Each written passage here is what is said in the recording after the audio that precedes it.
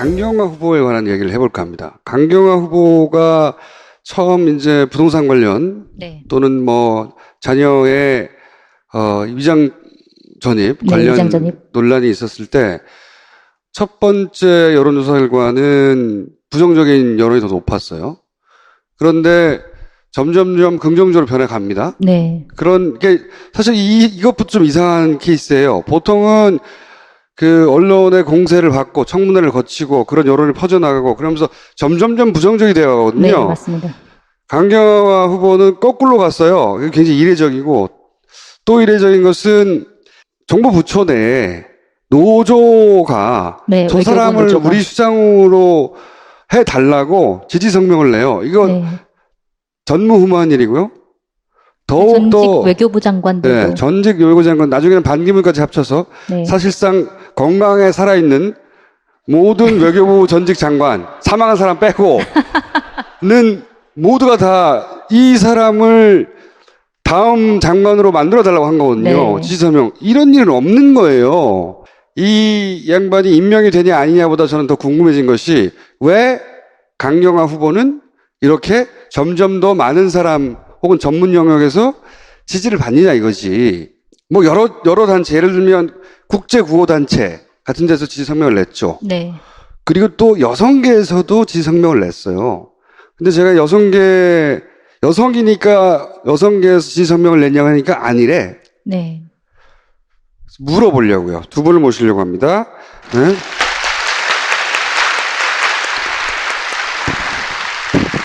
안녕하십니까.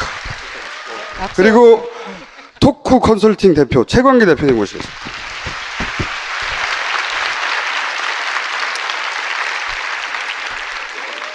왜 강경화 후보는 이런 지지를 받고 있는 거죠? 저희는 여성계라고 해서가 아닙니다. 최초의 여성 외교부 장관 원하지 않습니다. 저희는 최고의 외교부 장관, 남녀 불문하고 전문가로서, 외교 전문가로서 그분의 역량과 글로벌한 인맥을 원합니다. 그래서 외교 참사와 외교 무능, 외교 불능지경에 이른 나라를 위해서 정말 그분이 힘차게 일해 주실 것을 부탁드리고 싶습니다. 외국에서 잘 알려진 분이 단지 서울에, 한국에 비고시 출신이 아니다.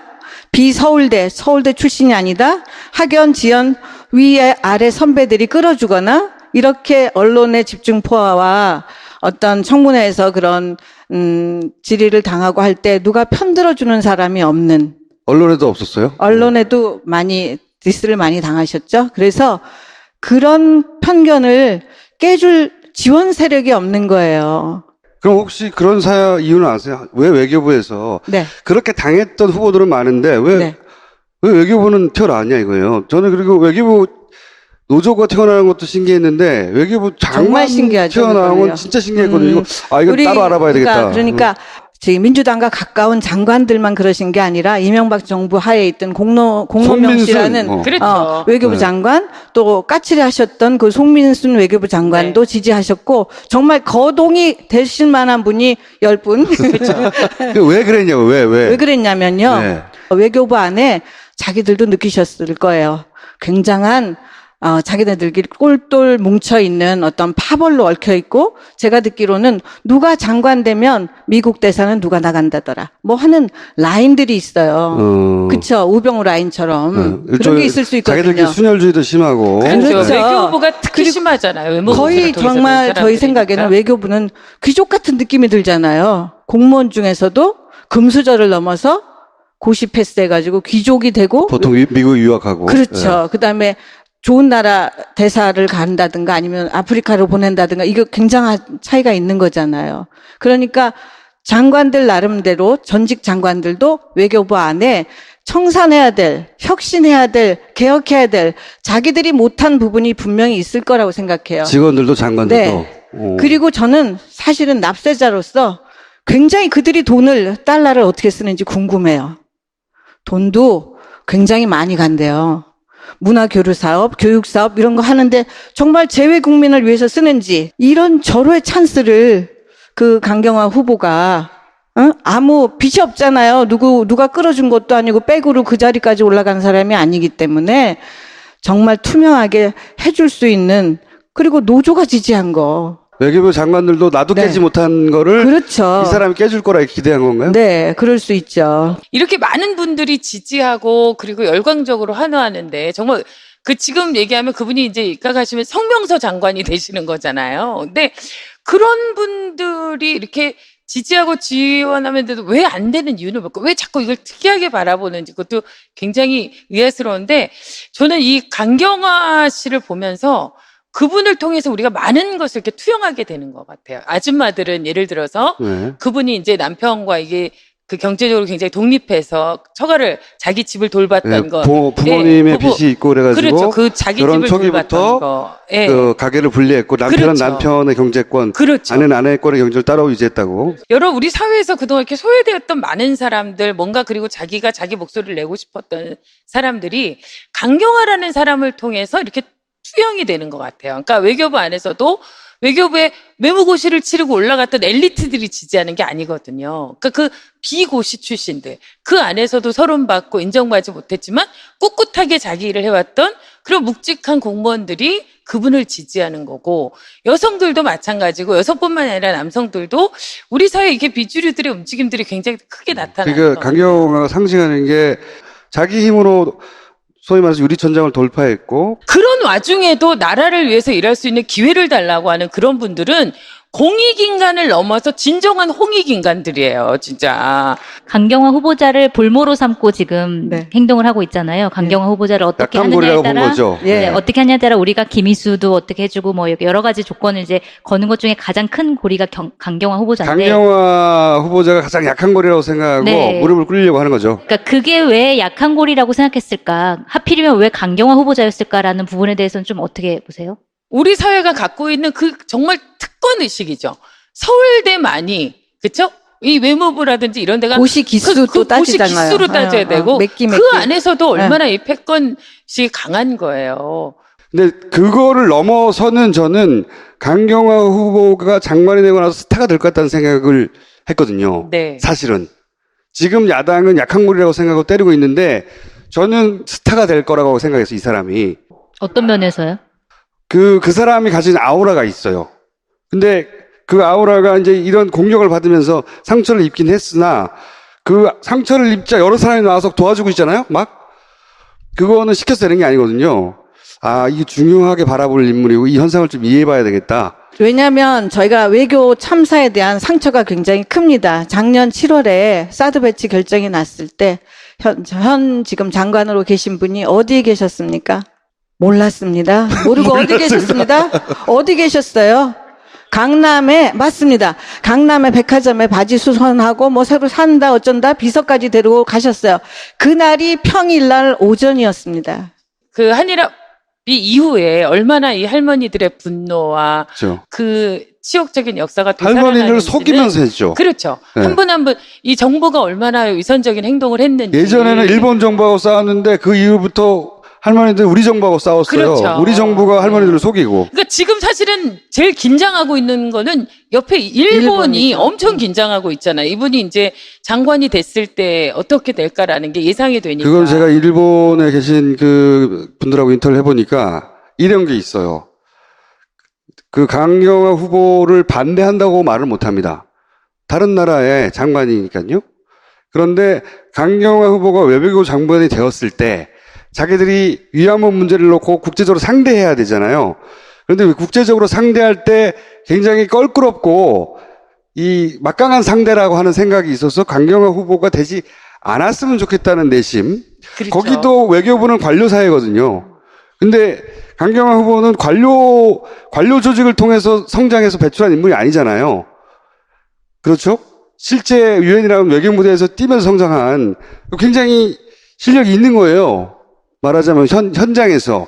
그것 때문에, 그런데 위안부 문제는 정치적으로 풀리지가 않고 그 보편 인권의 문제로 그렇게 접근해서 풀어야 될 문제인데 거기 적합한 인사거든요. 그러니까 강적이 나타난 거죠. 정신대 그 대책협의회가 1992년에 만들어졌습니다. 그분들이 해방이 돼서 조국에 돌아와서 50년이 지나서 92년도에 만들어졌고 지금 1287번째 집회를 하고 계십니다. 제가 강경화 후보에 대해서 관심을 가진 또 하나의 포인트는 이런 얘기를 들은 적이 있어요. 이제 그 위안부 관련해서 미국의 정치인들이 움직인 적이 있어요. 네네. 생각해 보시면. 근데 그렇게 움직였을 때는 미국에서 어떻게 접근했냐면 이거는 인권의 문제다. 그 착취의 문제고, 그 보편적인 문제고 모든 사람들이 관심을 가져야 되는 문제다. 미국 정치인이 움직이는 거예요. 움직였는데 박근혜 정부에서는 이게 어떻게 바뀌었냐면 분쟁처럼 각각의 국가들이 그러니까 양국 사이에 갈등이 있고 분쟁이 있는 것처럼 만들어버린 거예요. 네. 그러면 미국 정치인들은 다른 나라 제3국 사이에 분쟁이 있는데 끼어들고 싶어 하지 않거든요. 일본이 그렇게 만들었어요. 일본이 이것은 예를 들어 소녀상 같은 것을 가지고 분쟁이 있고 독도 문제로 분쟁으로 만들어 온 프레임 전환에 성공한 거거든요. 우리 외교가 진 거죠. 그렇죠. 우리가 그것만 네. 졌어요, 진짜. 하는 건 맞다, 지금. 그런데 네. 이거를 다시 뒤집어서 인권의 문제로 보편적인 인권의 문제로 국제사회에서 어필할 수 있는 실력과 경험을 가진 사람이 나타난 거죠. 그래서 일본 쪽에서는 거꾸로 한다는 얘기를 들었는데 그건 이제 실력의 문제고 저는 이 한 여성이 가지고 있는 매력이 있다고 봐요, 저는. 네. 매력이 점점점 신드롬처럼 녹여버릴 거예요. 네. 정치적으로 중요한 인물이 되어 갈 것 같다는 생각을 하는 거예요, 제가. 굉장히 여성으로서 굉장히 높은 관료직에 있으면서 굉장히 상징적인 역할을 하게 되면 또 그만큼 여성들이 그만큼 기회가 많아지는 거거든요. 그걸 보고 자기 꿈을 꿀 수도 있는 거고 그다음에 그렇기도 하고요. 네. 저는 잠재적인 대통령 후보군의 한 사람으로 성장하지 않을까. 벌써부터 박수. 근데 이렇게 얘기하면 지금 아직 임명도 안 됐는데 여러 가지로 더 복잡하니. 아니, 임명 임명이- 강행할 거라고 보세요? 임명이 안 된다 하더라도 네.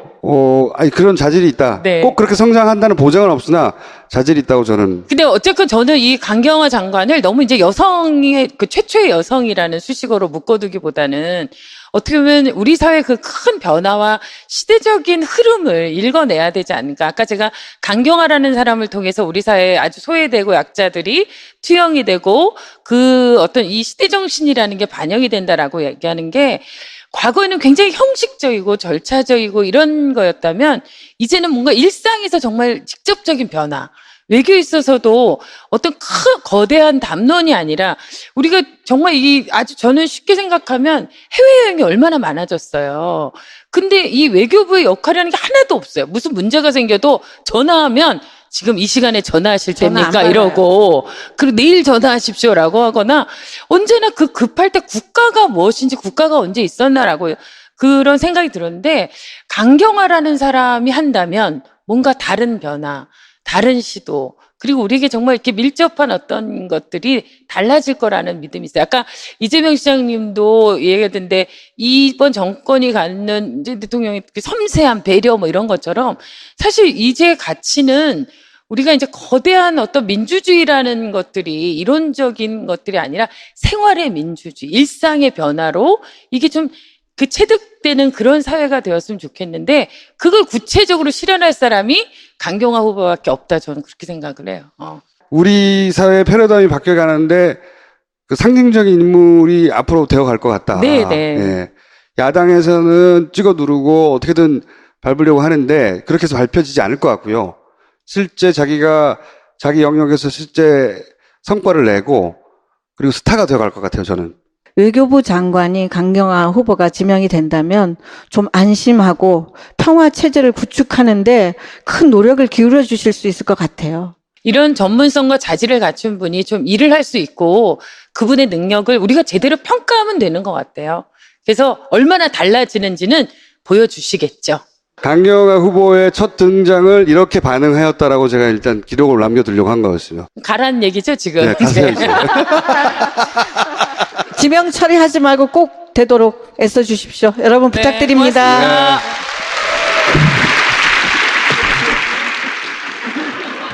정말 그분이 힘차게 일해 주실 것을 부탁드리고 싶습니다.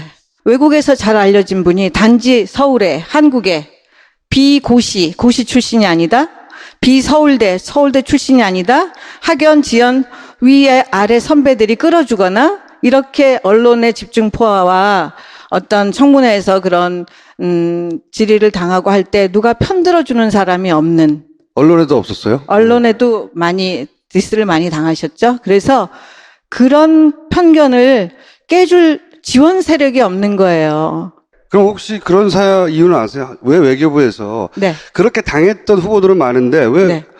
외교부는 튀어나왔냐 이거예요. 저는 그리고 외교부 노조가 튀어나온 것도 신기했는데 외교부 장관 정말 신기하죠, 튀어나온 건 그거요. 진짜 신기했거든요. 이거 우리- 따로 알아.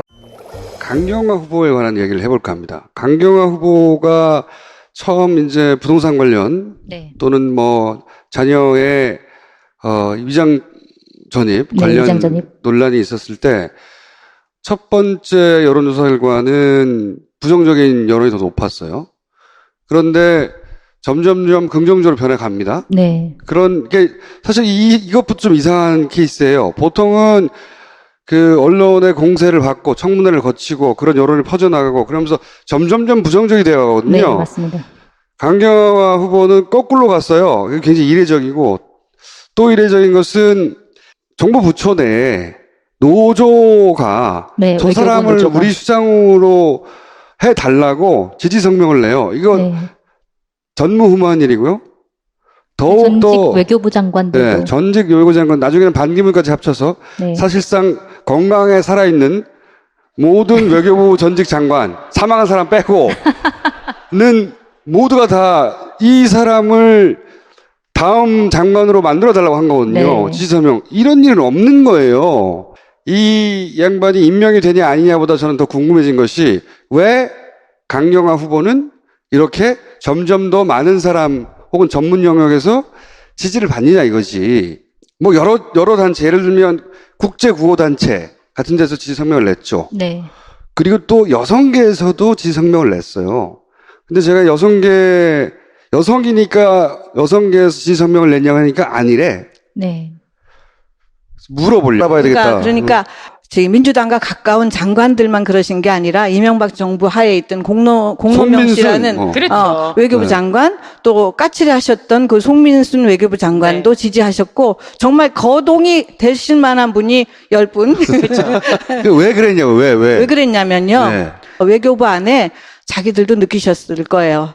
굉장한 자기네들끼리 똘똘 뭉쳐있는 어떤 파벌로 얽혀있고, 제가 듣기로는 누가 장관 되면 미국 대사는 누가 나간다더라 뭐 하는 라인들이 있어요. 그쵸? 우병우 라인처럼 그런 게 있을 수 있거든요. 자기들끼리 순혈주의도 심하고. 그렇죠. 그렇죠. 외교부가 특히 심하잖아요. 외무부 거의 정말 저희 생각에는 외교부는 귀족 같은 느낌이 들잖아요. 공무원 중에서도 금수저를 넘어서.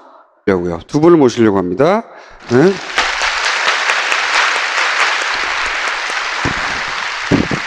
안녕하십니까. 그리고 토크 컨설팅 대표 최광기 대표님 모시겠습니다.